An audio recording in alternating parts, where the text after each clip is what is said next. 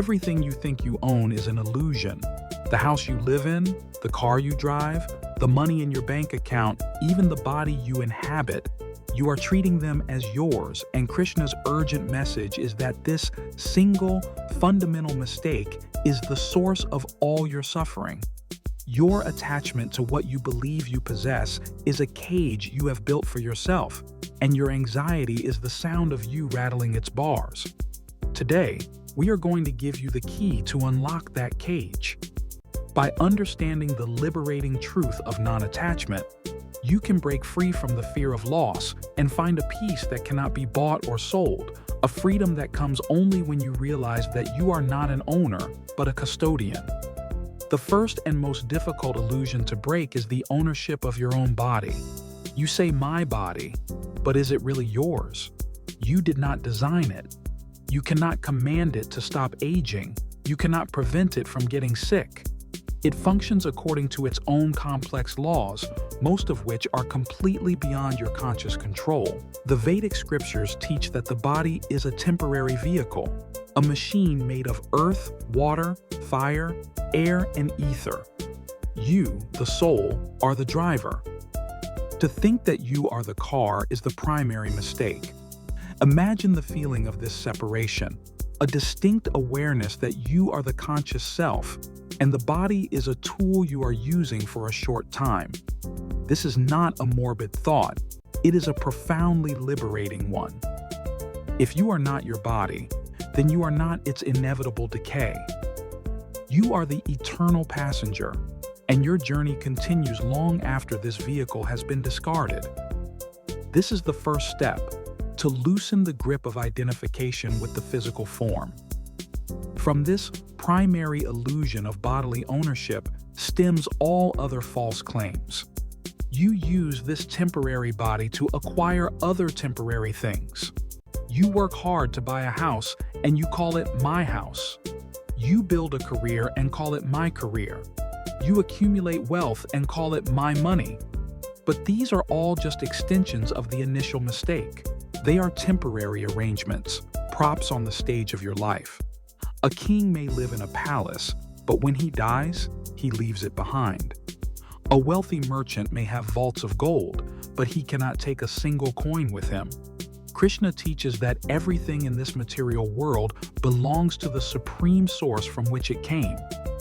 We are given temporary stewardship over certain resources to perform our duties, not to claim ultimate ownership.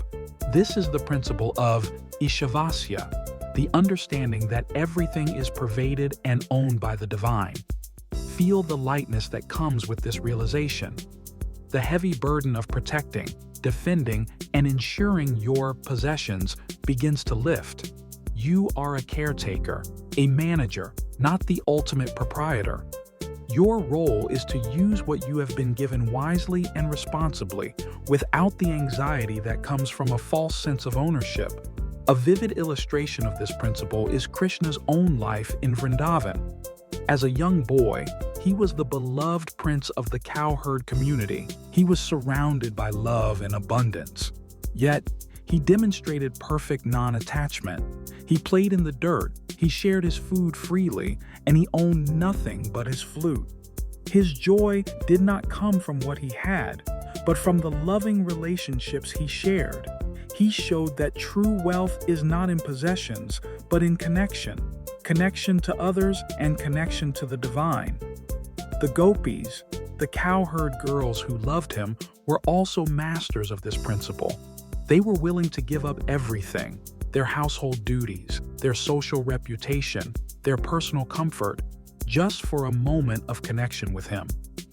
They understood that all their worldly possessions and responsibilities were secondary to the ultimate goal of life, which is to love the divine. Their story teaches us that the greatest act of renunciation is not giving up the world, but giving up the false idea that any part of it belongs to you. This is where the suffering comes from. Your anxiety is directly proportional to your attachment. Why do you fear losing your job? Because you think it is your job, the source of your identity and your security. Why do you feel envy when someone has a bigger house? Because you are attached to the idea that the size of your house determines your value. All these negative emotions, fear, greed, envy, anxiety, are symptoms of the disease of false ownership. The cure is non-attachment. This does not mean you must give up all your possessions and live in a cave. That is a common misunderstanding. Non-attachment is an internal state, not an external condition. You can live in a palace and be completely non-attached, or you can live in a hut with only one blanket and be intensely attached to it. The key is to change your consciousness. It is to perform your duties, manage your responsibilities, and use the resources you have, but to do so with the internal understanding that none of it is truly yours. You are playing a role in a divine drama. Play it well, but don't forget that you are the actor, not the role. The liberation that comes from this is immense. When you are no longer attached to the fruits of your labor, you are free from the anxiety of success or failure. You simply do your best, offer the results to the divine, and accept whatever comes. This is the heart of Karma Yoga. The fear of loss dissolves because you cannot lose what you never owned in the first place. You become a truly generous person because you understand that you are not giving away your things, but simply passing along resources that were entrusted to your care. You find a stable, unshakable peace that is independent of your external circumstances. This is the urgent message. Your suffering is not caused by the world, but by your false claim over it. Let go of the claim. Release the tight fist of me and mine. Open your hand and see that everything you have is a temporary gift. Use it well, be grateful for it, and be ready to let it go when the time comes.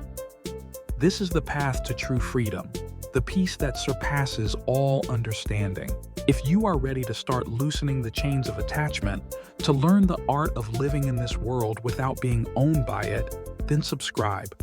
Your journey to true, lasting freedom is just beginning.